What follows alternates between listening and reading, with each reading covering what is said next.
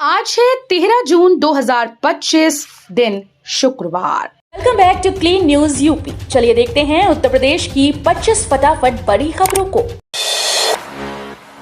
मुख्यमंत्री कृषक दुर्घटना कल्याण योजना में 11,690 लाभार्थियों को योगी सरकार देगी 561 करोड़ की सहायता। उत्तर प्रदेश की योगी सरकार की मुख्यमंत्री कृषक दुर्घटना कल्याण योजना राज्य की किसानों के लिए संकट के समय में संजीवनी साबित हो रही है। मुख्यमंत्री योगी आदित्यनाथ मुख्यमंत्री कृषक दुर्घटना कल्याण योजना के अंतर्गत वित्तीय वर्ष 2025-26 के तहत आज को अम्बेडकर नगर के शिव बाबा मैदान में जिले के 431 लोगों को सहायता राशि का चेक प्रदान करेंगे। यूपी के 44 जिलों में इनोवेटिव खेती करेंगे किसान।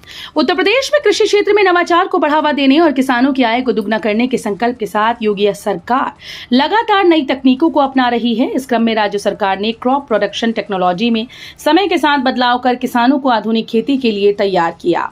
इसके तहत अब ग्रीन हाउस और पॉली हाउस जैसी तकनीकों को प्रोत्साहित किया जा रहा है, जिससे किसान ऑफ सीजन में भी पौष्टिक सब्जियां और अनाज की फसलें उगा सके। मुख्यमंत्री आवास योजना के बदल गए हैं नियम, अब घर पाना नहीं होगा आसान। गांव में रहने वाले गरीबों के पक्के मकान का सपना पूरा करना अब आसान नहीं होगा। मुख्यमंत्री आवास योजना में कोई भी अपात्र व्यक्ति गलत तरीके से सेंध लगाकर आवास नहीं पा सकेगा। आवास पाने वालों को कई स्तर की जांच से गुजरना होगा। इसमें खरा उतरने के बाद ही उन्हें आवास मिल पाएगा। प्रदेश में लगातार फर्जी तरीके से आवास हासिल करने की शिकायतें मिलने के बाद शासन ने यह कठोर कदम उठाया है। मुख्यमंत्री कृषक दुर्घटना कल्याण योजना, अन्नदाताओं को मिला आर्थिक सहारा। उत्तर प्रदेश सरकार ने किसानों को केवल खेतों में ही नहीं बल्कि जीवन के हर संघर्ष में सुरक्षा कवच देने की दिशा में एक मजबूत कदम उठाया। मुख्यमंत्री योगी आदित्यनाथ की अगुवाई वाली सरकार की मुख्यमंत्री कृषक दुर्घटना कल्याण योजना अब अन्नदाताओं के लिए न सिर्फ एक योजना है बल्कि संकट के समय संबल बनकर सामने आई। किसी भी दुर्घटना में किसान की मृत्यु या दिव्यांगता की स्थिति में उसके आश्रित परिवार पर आर्थिक संकट गहराता है। किसानों को 50% अनुदान पर मिल रहा हाइब्रिड धान का बीज, कृषि वैज्ञानिकों ने किसानों को किया जागरूक। केंद्र सरकार पूरे देश में विकसित कृषि संकल्प अभियान के तहत किसानों को जागरूक कर रही है। कार्यक्रम में कृषि वैज्ञानिकों के द्वारा कृषि और पशुपालन के क्षेत्र में किए गए सुधारों की जानकारी चौपाल लगाकर किसानों को दी जा रही है। कार्यक्रम में उप कृषि निदेशक बलरामपुर ने कृषि विभाग की समस्त योजनाओं जैसे मृदा परीक्षण के लिए किसान बीज गोदाम से 50% अनुदान पर किसानों को बीज उपलब्ध है। 15 को आजमगढ़ आएंगे मुख्यमंत्री। गोरखपुर लिंक वे का कर सकते हैं उद्घाटन, तैयारियां तेज। गोरखपुर लिंक एक्सप्रेस वे का मुख्यमंत्री योगी आदित्यनाथ 15 जून को आजमगढ़ के पवई क्षेत्र में उद्घाटन कर सकते हैं। जिला प्रशासन ने इसकी तैयारियां तेज कर दी। हालांकि अभी कार्यक्रम की आधिकारिक पुष्टि नहीं हुई, लेकिन प्रशासनिक स्तर पर तैयारियां शुरू कर दी गई। सूत्रों के अनुसार मुख्यमंत्री का कार्यक्रम पवई के चंपानगर चकिया स्थित पंडित उमाकांत कॉलेज ऑफ फार्मेसी परिसर में प्रस्तावित है। अंत्योदय राशन कार्ड में सामने आई भारी गड़बड़ी, 25% कार्ड निकले फर्जी, पूरे प्रदेश में हड़कंप। उत्तर प्रदेश में सरकारी अनाज के वितरण में भारी गड़बड़ी सामने आई। मुरादाबाद मंडल में अंत्योदय राशन कार्डों की जांच में खुलासा हुआ कि करीब 25% कार्ड फर्जी हैं और अपात्र लोगों को जारी किए गए। इस गंभीर अनियमितता के बाद यूपी के मुख्य सचिव मनोज कुमार सिंह ने राज्य के सभी जिलाधिकारियों और मुख्य विकास अधिकारियों को निर्देश दिया है कि 15 जून से 21 जून के बीच सभी ग्राम सभाओं में अंत्योदय कार्डों की गहन जांच और सत्यापन किया जाए। अयोध्या के रामलला पर सोने चांदी की बारिश, 3 महीने में भक्तों ने समर्पित किए 85 किलो से ज्यादा। अयोध्या के राम मंदिर में विराजमान रामलला को भक्तों की तरफ से खूब सोना चांदी समर्पण किया जा रहा है। भक्तिभाव व श्रद्धा भाव से किए जाने वाले इस समर्पण में अब तक दानदाताओं ने शुद्धतापूर्ण धातुओं का समर्पण किया। इसकी पुष्टि भारत सरकार की संस्था security printing and meeting corporation of India limited कर चुकी है। पॉली ग्रीन हाउस से खेती में नवाचार, 44 जिलों के किसान उगाएंगे ऑफ सीजन सब्जियां। राज्य सरकार ने प्रदेश में क्रॉप प्रोडक्शन टेक्नोलॉजी में समय के साथ बदलाव कर किसानों को आधुनिक खेती के लिए तैयार किया।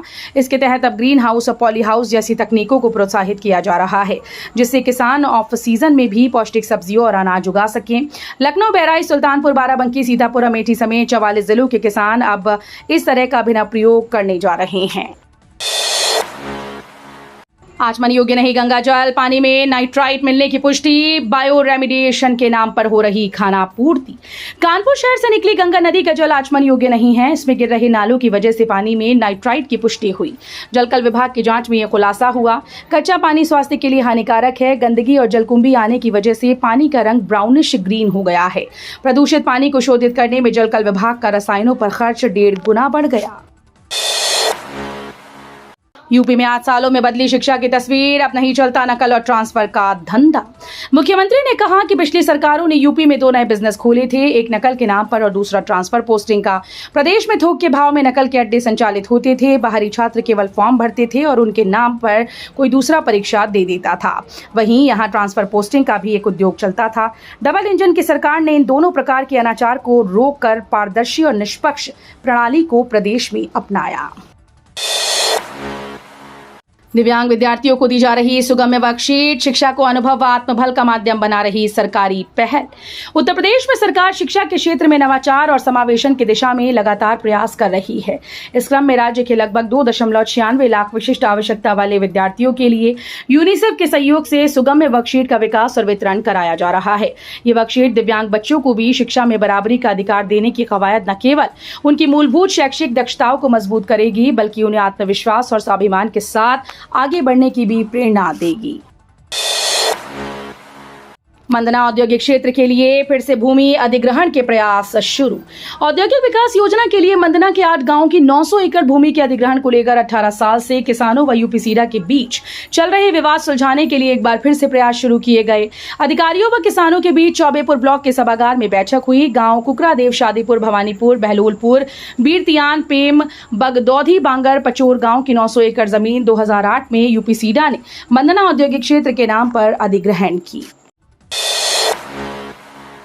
ITI पास छात्र छात्राओं के लिए खुशखबरी, अब 12,300 तक मिलेगा स्टाइपेंड। प्रत्येक वर्ष होगी 20 से 25% की बढ़ोतरी। ITI प्रशिक्षण के दौरान अभ्यर्थियों को मिलने वाले अप्रेंटिसशिप की स्टाइपेंड को बढ़ाने का प्रस्ताव तैयार कर लिया गया। अब अप्रेंटिसशिप के दौरान ज्यादा स्टाइपेंड मिलेगा। राष्ट्रीय शिक्षा प्रोत्साहन योजना के तहत प्रशिक्षण महानिदेशालय ने स्टाइपेंड की राशि बढ़ाने का प्रस्ताव तैयार कर लिया है। सीएम योगी ने मेधावी छात्रों को बांटे टैबलेट। यूपी के पुलिसकर्मियों को नियुक्ति पत्र देंगे अमित शाह। उत्तर प्रदेश के मुख्यमंत्री योगी आदित्यनाथ ने गुरुवार को यूपी बोर्ड के मेधावी छात्रों को सम्मानित किया और उन्हें टैबलेट वितरित किया। इस अवसर पर उन्होंने घोषणा की है कि केंद्रीय गृह मंत्री अमित शाह 15 जून को लखनऊ आएंगे और पुलिस नियुक्ति समारोह के मुख्य अतिथि होंगे। कहा कि इस समारोह में 60,244 पुलिसकर्मियों को नियुक्ति पत्र दिए जाएंगे। भीषण गर्मी में उबल रहा प्रदेश, 11 जिलों में लू का अलर्ट। उत्तर प्रदेश में गर्म हवा के थपेड़ों के साथ साथ भीषण गर्मी का कहर जारी है। बुंदेलखंड और पश्चिम यूपी के कई जिले बीते कई दिनों से लू की चपेट में हैं। आज के लिए मौसम विभाग ने बुंदेलखंड और पश्चिमी यूपी के गाजियाबाद, गौतम बुद्ध नगर, अलीगढ़, मथुरा समेत 11 जिलों में लू चलने का ऑरेंज अलर्ट और अन्य 14 जिलों में लू के लिए येलो अलर्ट जारी किया।